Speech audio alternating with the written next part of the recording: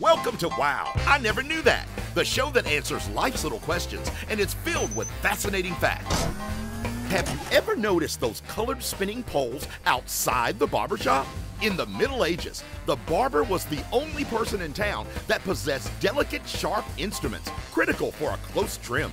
Those sharp instruments also came in handy for other reasons. They performed bloodlettings, amputations, even some tooth extractions. After the little operation, the barber would hang the bloody bandages outside their shops to advertise. As time went by, the real bloody bandages were replaced with a fake permanent pole painted with red and white stripes. Wow, I Never Knew That is jam-packed with exciting tidbits that uncover the truth and origins behind the stuff you're already familiar with. Remember growing up and one of your buddies would yell, "Shotgun!" as you were getting into a car? This, of course, meant that the person got to sit in the front seat next to the driver. But what does that have to do with sitting in the front seat? You see, it dates back to the Wild West. When stagecoaches left for a long journey, they were always in fear of being robbed. So, to help thwart off danger, someone would sit next to the driver holding a shotgun.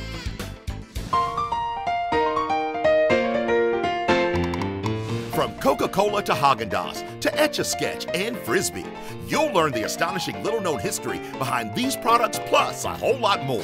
As a kid, on a hot summer's day, nothing cools you down like a fruity frozen popsicle. In 1905, a young 11-year-old boy named Frank Epperson left some soda, water, and a stirring stick on his porch overnight. When he awoke, he was surprised to see that the unusually low temperatures had frozen his mixture like an ice cube. He thought his new creation was pretty cool and named it after himself, the Epsicle. Then, almost 20 years later, he realized his treat could be a commercial success. He changed the name to Popsicle after his own children's request for Pop's Sickle. From the items you use every day to the phrases you use in conversation to the habits you're so accustomed to, you'll be fascinated to learn how they've all really come about. Growing up, you probably had a cuddly stuffed teddy bear. But how did this cute animal get its name? Would you believe it was our 26th president who inspired it? In 1902, Theodore Teddy Roosevelt went on a hunting trip in Mississippi. It turns out that the president wasn't a good shot. He was unable to gun down any animals. So the hunting group he was with caught a wild bear and tied it to a tree. But the president refused to shoot the defenseless animal.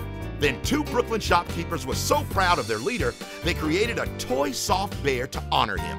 They named it Teddy's Bear. Did you know that the piggy bank got its name from the clay it was originally created from, called pig, spelled P-Y-G-G? Or that bulls charge, not at the color red, but at anything that's moving. You'll be captivated by hundreds of interesting fun facts.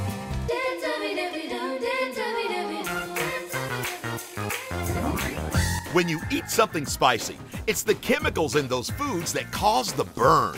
These chemicals, usually capsicum, are usually oil soluble, not water soluble.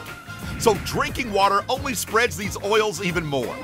Drinking milk will cool your tongue. The plastic or metal sleeve at the very end of the shoelace is called an aglet. Scuba has an interesting start. It actually means nothing. It's an acronym. The letters stand for Self-Contained Underwater Breathing Apparatus. Wow, I never knew that. The history and origin of everyday stuff.